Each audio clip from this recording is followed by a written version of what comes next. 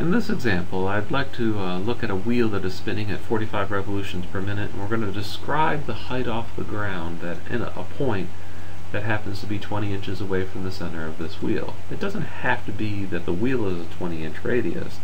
We just want to talk about this one point 20 inches away from the center of this wheel spinning at 45 revolutions per minute. And to kind of help us with this discussion, I'm going to put this wheel in a coordinate axis,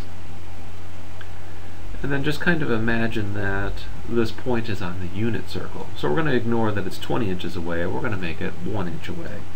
That way we can just worry about the 45 revolutions per minute, and then the 20 inches will be actually kind of easy. So when we start talking about this on a unit circle, and we're looking at this angle theta here as this tire starts spinning, and we're going to spin it in the counterclockwise direction, then the coordinate of this point is going to be x comma y. And since we're looking for the height of this point away from the ground, we're going to be looking at how high is it off the ground at y. Well,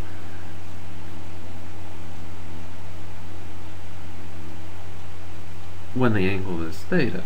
So this height here, just from the x-axis up, is going to be a height of y, and then the rest of this height is going to come from how high off the ground it is to begin with.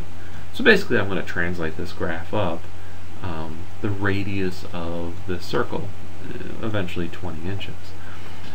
Alright, so if I'm just worried about this y coordinate, well, y is equal to sine. So I can say y is equal to the sine of this theta, this angle. So what I need to do is I would need to find out what this angle is at every single second. And here we have revolutions per minute, so I can find out how many revolutions we're doing every single second. Okay, so if we start off with 45 revolutions per minute, that would be 60 seconds. This would give us 0.75 revolutions per second. What we need out of this information is a period.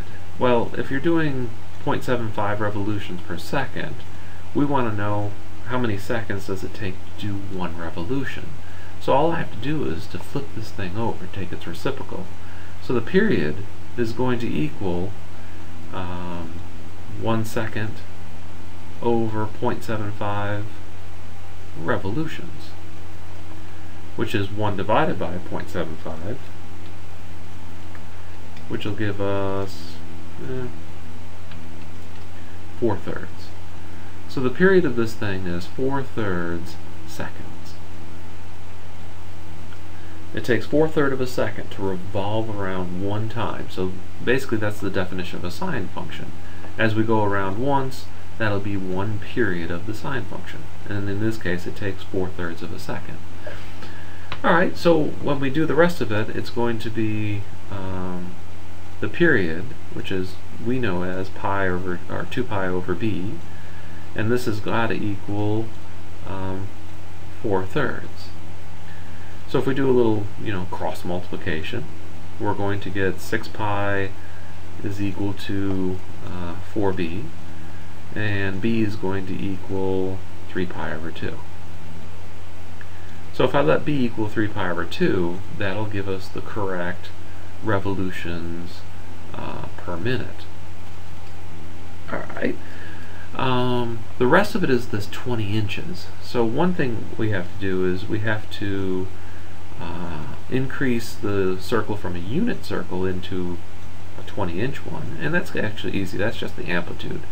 If we make this radius 20, then this point is 20 inches high here and 20 inches low there. So the sine function will be going between positive 20 and negative 20, so I know that the amplitude is going to be 20. And then I need to take this whole circle and raise it up 20 units. So I'm just going to translate it vertically by adding 20 to it. So my final function is going to look like this. We're going to call it f of x. It's going to have an amplitude of 20, so I'll say 20 sine of that 3 pi over 2, the b, and since it's, well, I'll just call it x, and then I just raise it up another 20 feet. So as it reaches this point up here, instead of being just 20 inches and 20 feet, 20 inches off the ground, it'll be 40 inches off the ground. And as it comes down, you'll have negative 20 plus 20, it'll make it 0. So the circle will be in the right location on top of the road. So this would be a function that describes the motion of this point on a wheel over a period of time where x is equal to seconds.